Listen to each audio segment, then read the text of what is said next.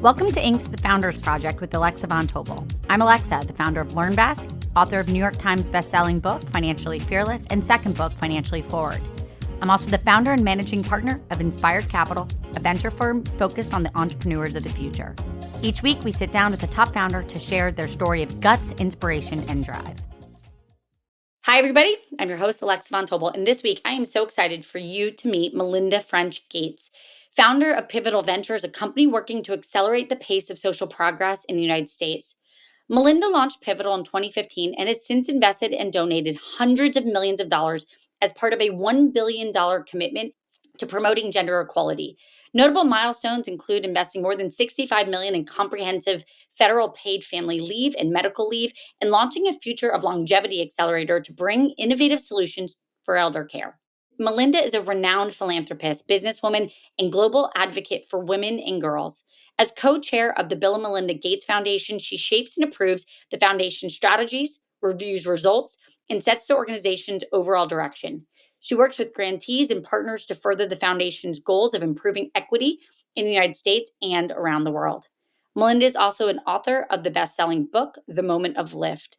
She spent the first decade of her career developing multimedia products at Microsoft, and she earned a bachelor's degree in computer science and economics and an MBA, both from Duke University. And with that, the woman who needs no introduction, let's welcome Melinda. Hi, Melinda. Thrilled to have you here today. Melinda, first of all, I've been a fangirl for a long time, so I am so honored to have you on today and really to get to talk about your journey as a founder, because we know so much about certain parts of your life, but the founder journey I'm really excited about. So I want to just go back. Let's start with that big aha moment where you focused your career as an engineer in Microsoft to philanthropy. So year 2000, when you started the Bill and Melinda Gates Foundation, what was that aha moment, that shift to saying, all right, let's go do incredible good in the world? Well, I had worked at Microsoft, as you said. I loved my career there, but I'd had a daughter at that point, and I knew that I wanted to step back from my career at Microsoft, but I also knew I had a lot of curiosity about the world, and I knew I wanted to do something else.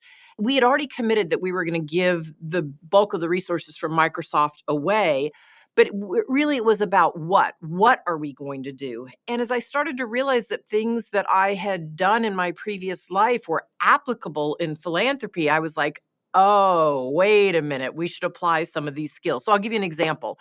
There was a libraries program that we had been started and incubated at Microsoft, but they could only do one state because it just was going to cost so much to do all the states. But the idea was that we would wire every library in the United States to have computers so that anybody could have access to the internet, because it was not prolific at that point.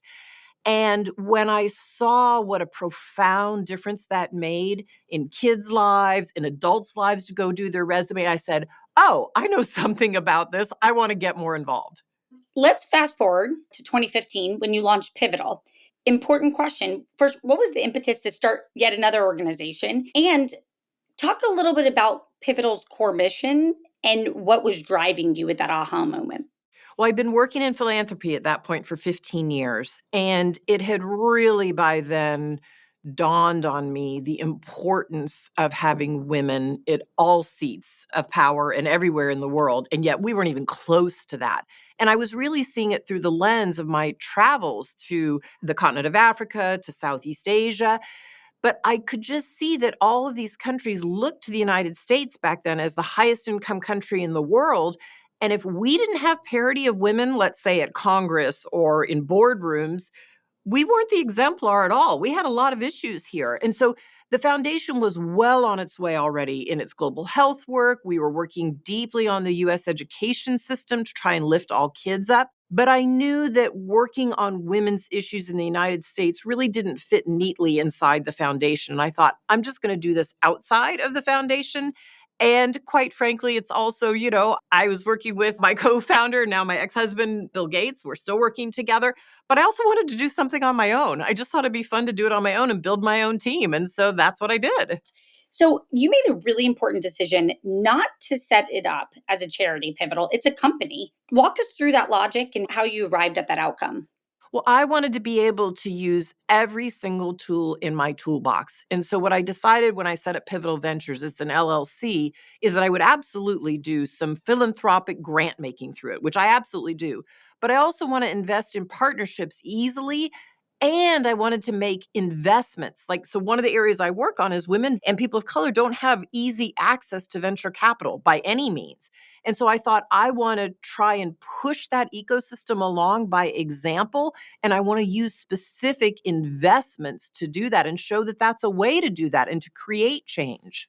I want to talk a little bit about the women's issues that Pivotal is really focused on and how you've gone about sorting them, deciding that they are worth your time and energy, and then how you've focused on setting up systems to go and actually materially improve some of those issues. And talk a little bit about how do you think about the issues and then how do you attack them?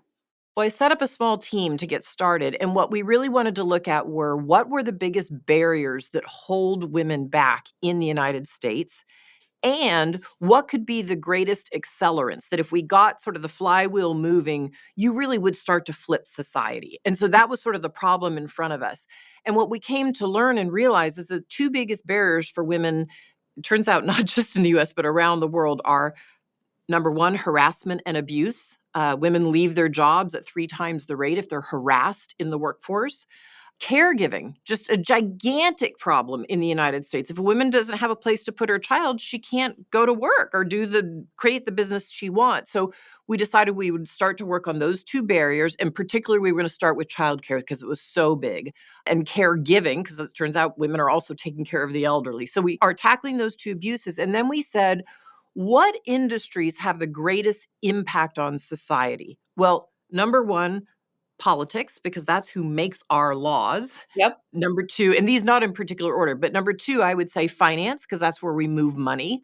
Number three, technology, because it is literally changing our lives and women are not at parity at all there.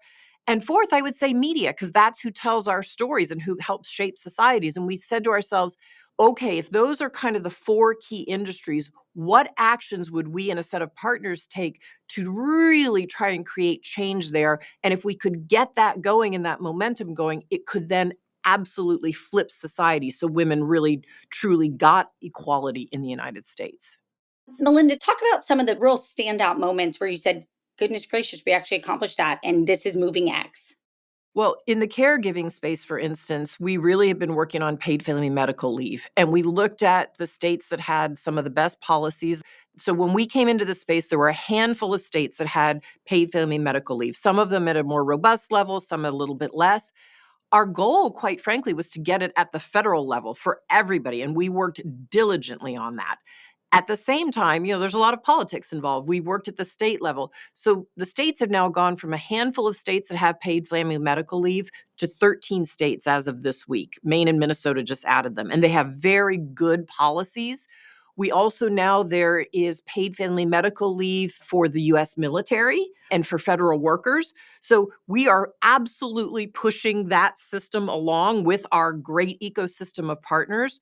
We've also gotten onto the agenda more robustly caregiving for the elderly because families are facing that. And one of the things I'm doing is I've created a Tech Stars program where we're actually putting money into innovators working on what are solutions, innovative solutions for this end of life time where people are wanting to age in place. So we're tackling that from both ends of the spectrum. And I'm really proud of the work we've done, just for instance, in that space of caregiving.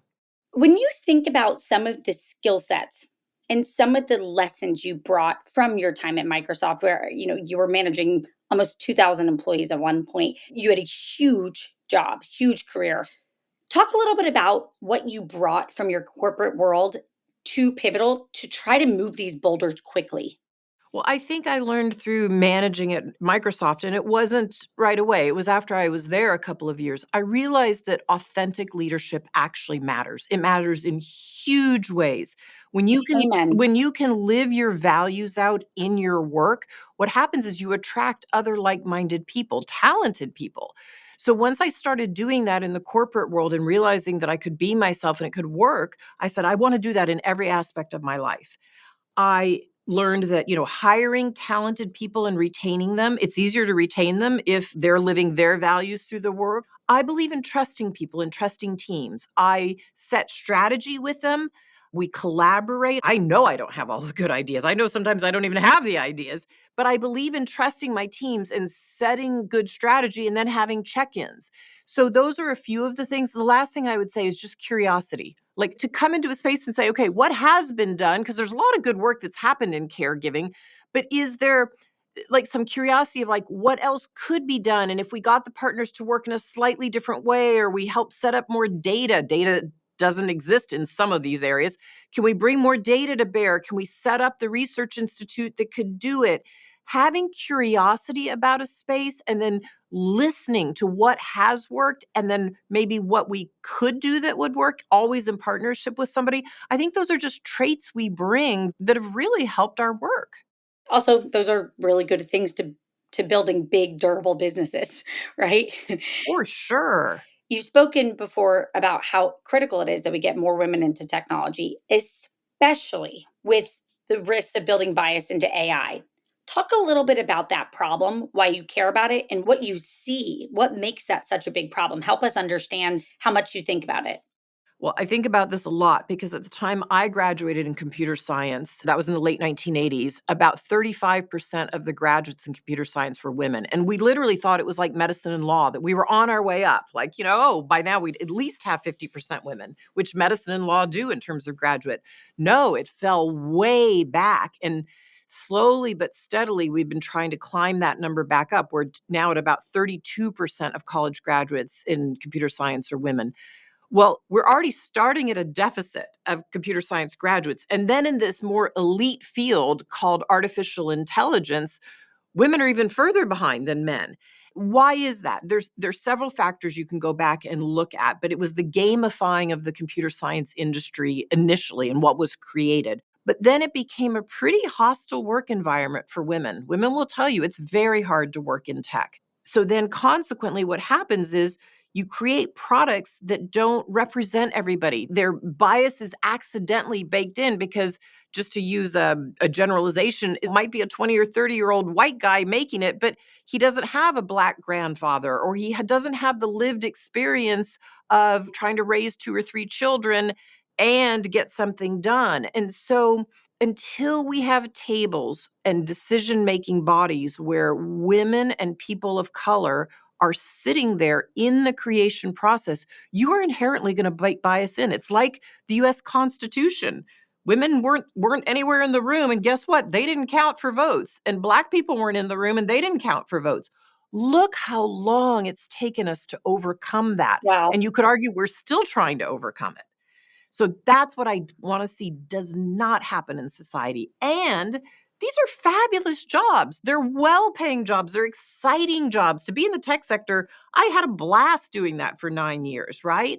And so, it should be a place that women are welcomed in, want to go to work, and are creating the products that will benefit all of us in the future.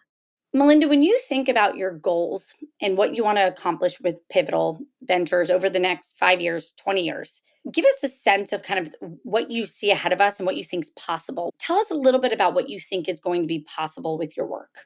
When women are in places that decisions are made, just like Ruth Bader Ginsburg said, when women are in all places that decisions are made, society will absolutely change. It will change fundamentally. And so I want to make sure we have a place where decisions are made by women, not for women. And when that happens, when we get to that point in these key places, politics, finance, tech, media, what you will see is the stories we tell will change. They'll be more representative of society. Our Congress will represent democracy better. We won't roll back women's rights that we've had on the books for almost 50 years. So these rollbacks that we're seeing happen are not actually what the whole populace wants. It's what a small segment wants that are sitting in Congress or sitting in these halls of power. I mean, to have so many Black women in the United States and to not have a single Black senator, how can that be? How can How that can be? that be? Like in this day and age. And so what I know is if we get this work right with our partners and we create this momentum and these flywheels, these will reinforce one another. When more women have money in their hands and are spending it, when they feel like they can capitalize not only their business, but other women's and men's businesses and people of color, you're going to start to get different products than we see now. I mean, take women's health just as one example. All the bias that was baked in when there weren't more female doctors, we weren't even researching drugs based on a woman's body. Why? We just assumed the drug, because it worked for a man, okay, cut it in half, it'll work for a woman, or cut it for her, the number of pounds she weighs. No, our bodies actually work differently. And so now that there are more female doctors, now that there are more female researchers, finally more money's going into female health and research, we're learning all kinds of things. And to me, that's just exciting, and that's how it should be. Tell us a little bit more. You're focused on this right now in this particular environment. How do we make that better? How does everyone listening help your mission and cause of trying to get better equality? But how do we fix the politics piece? First of all, I have to say to ourselves, why is this so important? Well, this is who makes our laws of the land, right? At both the national level and the state level. And so those laws and policies, they affect all of us in good ways and in not good ways. So I think we have to say to ourselves, okay, well, how do we help women get to the highest seats of power? Well, it starts by making sure women know they're qualified, they can run, their campaigns are financed. There's 7,000 seats at the state level. And that's a great place as a training ground also if a woman wants to go on and be at the national level. And we're seeing a lot of women make that jump. So what can you do? For instance, there's a fantastic organization called Vote, Run, Lead. You can send them $100, you can send them $1,000. They are helping train women on what it takes to run, what it takes to campaign and finance a campaign and deal with some of the harassment that comes up. And once they're in office, they network them in the state house, or they help network them at the national level so that once they're there, they actually know what to do and are making good policy quickly. That's something we can all do. Can we talk a little bit more about any predictions that you have? Is there anything from your perch that you see that you're excited about, or anything, any progress that you see that we should all know about? But any predictions that you can make? Well, I think we're all seeing the amazing benefits we get of having that smartphone in our hand, right? There are just some things you can do today you couldn't do before. And when I travel around the globe, my gosh, the difference it's making for women when they have a phone. It doesn't even have to be a smartphone, it can be an old plastic phone. When she has a bank account and has her own account and money in her hands, oh my God, it's transformative for her. And it literally, when we think of female empowerment or power, she will tell you, if it's in India, my mother-in-law looks at me differently because I have money. My son looks at me differently because I'm putting him through school. My husband looks at me differently. I look at myself differently. So money is power.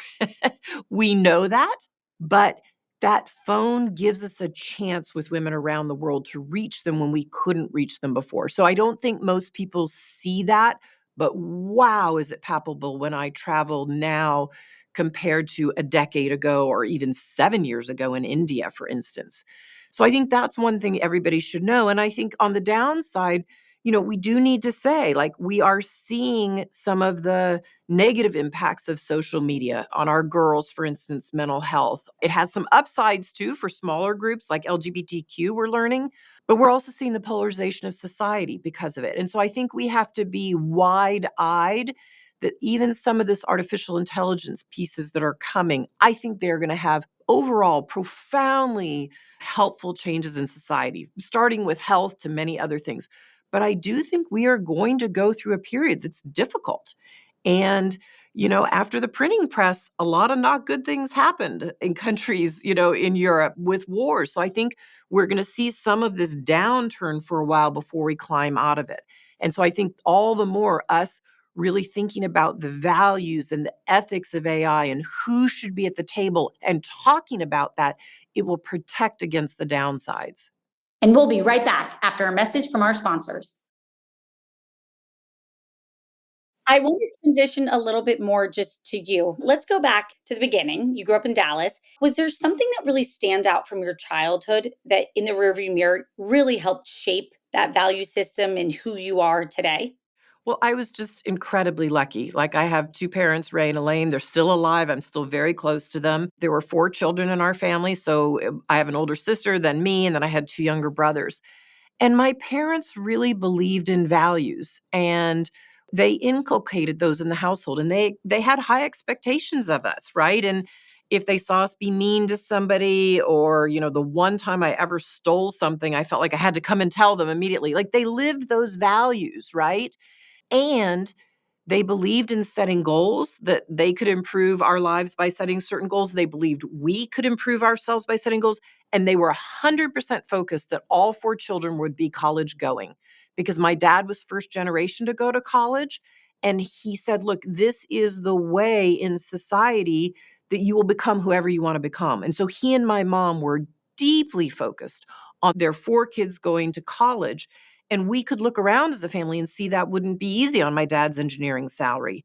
And so they set up a small business that we all participated in, a real estate investment business. And, we did a lot of work together as a family. We mowed lawns, we cleaned ovens. They were their rental properties, but that's what put us through college. My parents' values and goals were clear to us as kids, and they expected us to be part of that. Is there anything in addition you would say that they did that you absolutely copied with your own children? My parents believed in hard work, and we were all working hard. And so that showed up differently in my family life with my three children. But my three children saw that their dad and their mom worked hard. Like, I was both a mom. I always wanted to be a mom and a career woman. And that had some tugs, even for me, in terms of what I could go to with them and the carpooling. But they saw me live the values out that my parents both had. My mom also worked on the real estate business and was home for four kids somehow. And so I tried to live both of those values out. My parents taught us to use our voice in the world. We were church going, but my parents didn't believe everything the church was doing. And so they advocated for certain things. I taught my kids. I realized in my philanthropy, I had to use my voice, and what I was telling them about use their voice in the world, I had to live that out. And the other thing I'll just say is, look, my kids did have some chores, and they did have an allowance, and they didn't get everything they wanted. Like, when I grew up as a child, I had to save money for things I wanted, and I could maybe get it for Christmas or my birthday. My kids had a lot of the same. They worked for the money they had an allowance, they did chores. And believe me, they had to wait for Christmas or birthday and hope maybe we or their grandparents gave them that thing they just couldn't live without, in the moment. When you were 14, you started studying computer science in school. For everybody out there listening that either is still in the school going years or have children that they can unlock, what did that unlock for you studying computer science? Oh my gosh. It unlocked confidence, because in computer science, you're solving problems, you're figuring things out. In a weird way, you're kind of tinkering. And so you have to be curious. And I think one of the things that people, and especially women, underestimate, because it's all been so focused for so long on young men coding is actually incredibly creative. You're creating things, and women are attracted to it when it's creating something for real world problems. But for me, I just learned, it gave me my confidence that I could stick to something and work on something hard. And when assignment was given to us, and I think, I have no idea how to begin this assignment, I have no idea where to start, I would somehow, by the time it was due, have figured it out. And so I think that just gave me a lot of confidence, and ended up loving the creative aspects of it, because I do have a creative side of my brain. Fast forward a little bit, you were in high school. You said that your drill team taught you how to be a good leader and that you could be a good leader. What did you learn? I often say to people, and then I'll give you the concrete specifics, that if you can get 55 young women who are roughly the age of 15, 16, or 17 onto a bus on a football game night for an away game, get them on the bus on time with all their equipment, all their gloves of different colors, and the fact that, they've broken up with their boyfriend and they're sad, or they didn't think about the fact they were having their period that night and they didn't bring a tampon. Like, if you can deal with all of the emotion of that and get them organized enough to get on the bus and then get out on the field and do the routine that they and you have helped create, you can do almost freaking anything.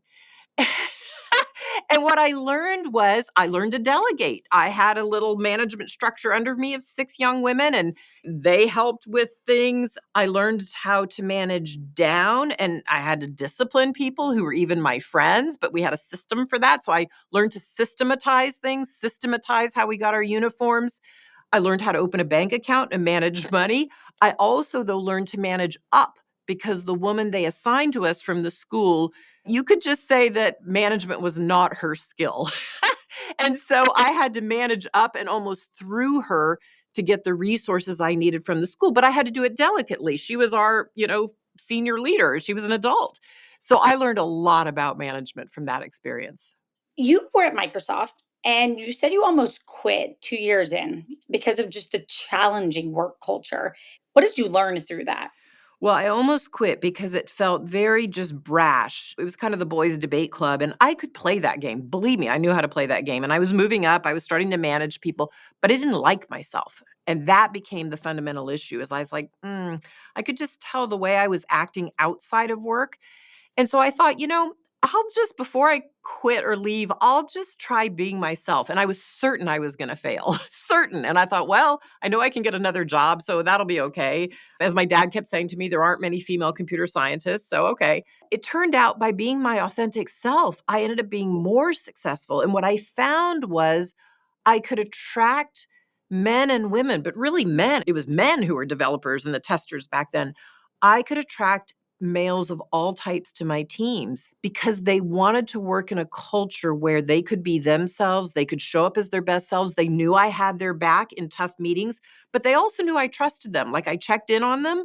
But once the team set a direction and a schedule and we hashed out what was going to happen, I trusted them.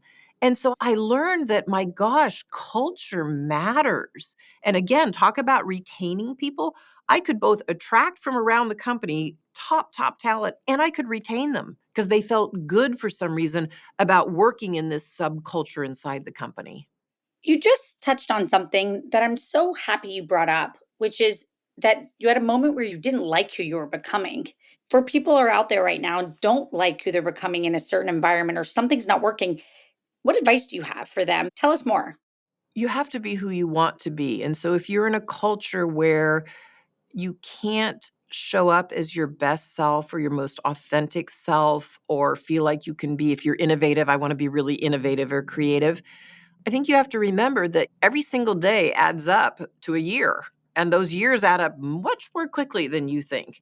And so you don't want to look back 10 years from now and say, my gosh, I didn't like myself then, but I didn't make a change. And now look at who I've become. And so I don't know, I've always, in a funny way, lived my life backwards. Like, what is it I will want people to say about me on the last day of my life? And once you figure that out, you just work back from it and you say, okay, well, then I better start now and start working towards that. And so that means surrounding yourself, though, with people who will give you feedback or being honest with yourself when you're not showing up as your best self. It might be you, it might not even be the culture, right? What is it that's going on with you?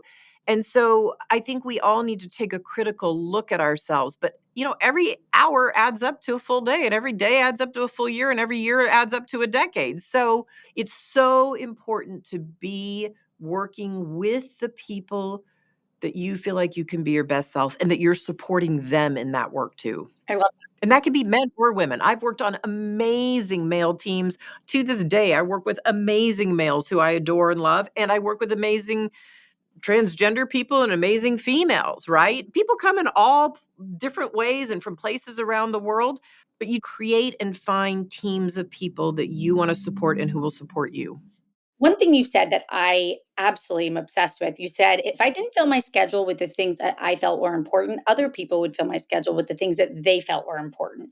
Can you just give us a little bit of any tip or trick or something you have adopted that helps you take those systems and stay organized to accomplish the things that you really want to set out to accomplish? Well, I learned in 7th grade from a course that my parents sent us kids to how to set goals. And so again, these days, I certainly don't set a goal for every day anymore or even every month, but it's more that I know what I want to accomplish with Pivotal Ventures, right? I know what I want to accomplish with the foundation and where I want to go and drive towards. And so then I just break it down and say, okay, if I look back on a day, are the things that were on my calendar happening because really only I could do them with the teams that I've structured? And if not, that's aside from the personal stuff that gives me massive joy. Like I surround myself with family and friends and every opportunity I can because it fills my joy bucket and that gives me the energy for my work. But on my work, it's okay, when I look back at the end of the day, what are the things that maybe I did that, somebody else could have done it? Like it doesn't take my unique skills or my unique learnings from around the world. And so I really try to assess my calendar that way, forward thinking now. Like, oh, well, take that meeting because really, if not for you, it won't happen or somebody else won't do it. Or maybe that person won't sign up to help with that thing or that partner can't be moved forward. But anything else that can be done by someone else, I try to set up and find the best person to work on it or the best team. So one of my business coaches or a business coach I've had for a while says, but for, like what's on your calendar that but for you, no one else could do it. And that's really how I try to orient my day. And I also have people who remind me of that too, because I can slip out of it, right? And do things that, oh, that's just fun to do. I do like to do things that are fun. Also, I put fun in my day as well, even on business stuff. I love that. Okay, now we're going to come to the optimist part because I really you are a natural optimist. Mm. It is in you. It's so clear, even just from feeling your presence here. Talk a little bit about, you said this great thing, which is you believe in human beings, you believe in human ingenuity, you believe in humanity. Tell us why. I've been so lucky with the foundation to travel the globe. And I meet people in some of the most remote places in, somewhere in Africa. And what they're doing with their human ingenuity to eke out in life, to get their kids in school, to figure out the latest thing that they can learn or the latest crop they can grow so that they have more production on their farm. Like, I just see it. I see it all over the world. I see it in the United States by things that are being created. I see it in a tech hub in Nairobi, these young people and the technologies they're creating that'll benefit people all over the continent and all over the world. And so I do know, like, when you look at humanity over time, that in general, the world has gotten better for people. Like, we are not still living the way we did 150 years ago for the most part. And so the only thing that changes that is humans, but it's humans coming together in collectives. No one person ever does it alone. And that is one of the things I really try and live out in my work, is realize that it takes a multitude of partners and ideas, but it's human beings that are changing the world. And I believe in other people.